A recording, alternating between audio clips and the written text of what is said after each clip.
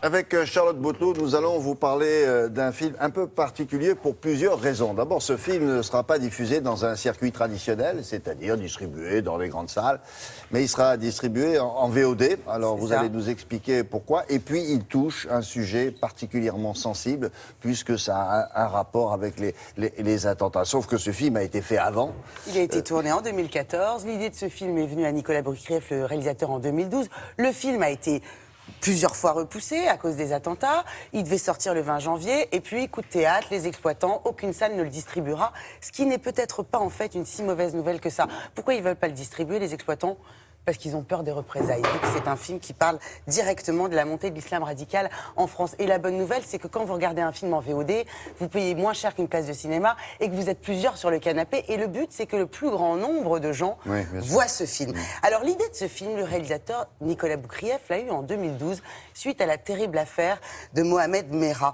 Il s'est demandé comment certains jeunes pouvaient en arriver à tirer à bout portant sur des enfants et comment une certaine partie de la jeune génération placardait des posters de Ben Laden, on était en 2012, et d'Al-Qaïda sur leur mur, comme d'autres affichent Justin Bieber ou Michael Jackson. Le plus troublant dans ce film, qui a donc été tourné en 2014, avant Charlie et avant le 13 novembre, c'est qu'il raconte comment une bande de musulmans radicalisés en France a agi avec le même mode opératoire que la bande du Bataclan. C'est-à-dire une cellule terroriste dans le film, ce sont des jeunes, ils vivent en France, ils sont perdus, ils sont embrigadés et ils vont décider d'entreprendre une série d'attentats simultanés dans la capitale.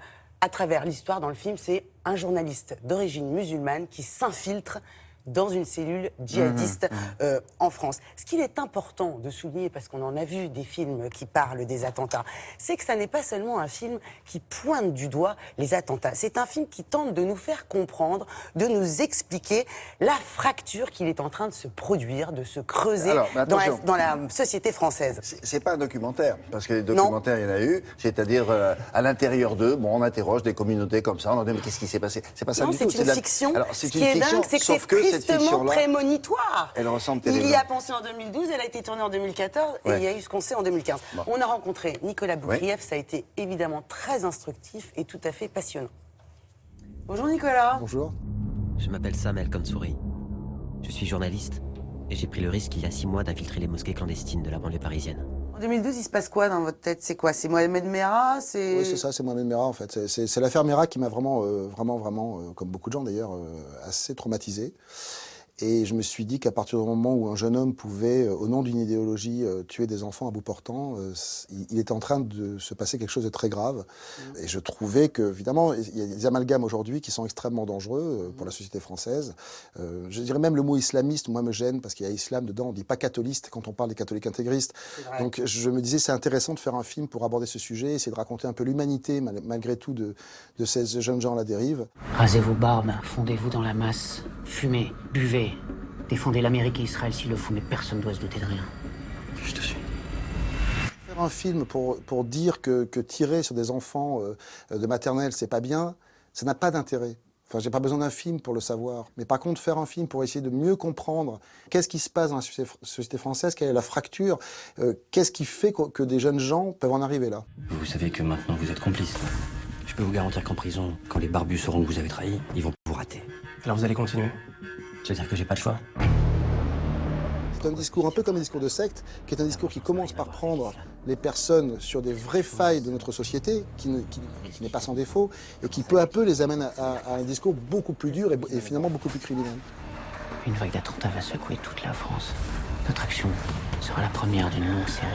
Ce sera sur les Champs-Élysées, à une heure de grande affluence. C'est un film très dur à monter. Racontez-nous un petit peu, par exemple, vous parlez de peur. Les gens ont peur, donc ça commence par quoi? Par les producteurs? Des producteurs. Au final, on sort le film en e-cinéma, c'est-à-dire en VOD. Sur toutes les plateformes qu'on peut trouver donc sur le net, le film est disponible à partir du 29 janvier. Au prix d'une place de cinéma? Au prix, non, un peu moins, je crois que c'est 7 €. Voilà. Et surtout pour une place, on peut le voir à 3 ou 4. Mais je trouve ça bien parce que moi j'ai fait ce film pour qu'il soit vu. À côté de ça, les exploitants ont plutôt été mal à l'aise avec le sujet. Mais après le Bataclan, je suis désolé de le dire, je les comprends. Je serais exploitant de salle, est-ce que je prendrais ce film ? Je peux pas jeter la pierre, je peux pas juger les gens. Voilà, moi j'ai fait ce film, je tenais à le faire, je pensais ce sujet important. Il se trouve que j'avais raison malheureusement et très malheureusement. J'ai pas envie de leur mettre la pression, tout le temps le film sera à l'affiche. Je comprends. Putain, il y a même des grenades, putain. TMA, tout ça. Est-ce que vous avez réussi à faire le film que vous vouliez faire? Oui, grâce, je dirais, à la liberté que m'ont accordé mes producteurs. Clément Miseret, Mathieu Werther de Radar Film. Je tiens à les citer parce que c'est quand même ceux qui, après 1 an de recherche, où carrément tous les producteurs m'ont raccompagné gentiment à la porte en me disant « Vas-y, c'est formidable, très bien, bon courage, mais sors de là, j'ai pas envie de faire ça ». Je suis tombé sur des producteurs qui, eux, ont eu, je trouve beaucoup d'intérêt pour ce sujet et ont senti l'urgence de ce sujet et m'ont laissé toute liberté pour le faire. Merci Nicolas et bravo. Merci à vous. Parce qu'en plus, c'est un bon film. En plus, c'est un bon film, je vous dis, qui vous offre un regard très éclairé. C'est important sur la montée de l'islam radical en France. C'est mieux que ça sorte en VOD plutôt que dans 3 salles militantes parisiennes. Il faut que le plus grand nombre aille voir ce film-là. Bravo à Clément Miseret, je cite son nom parce que c'est lui qui a produit le film. Ah oui. Il faut quand même un peu de courage. 29 janvier. Un peu?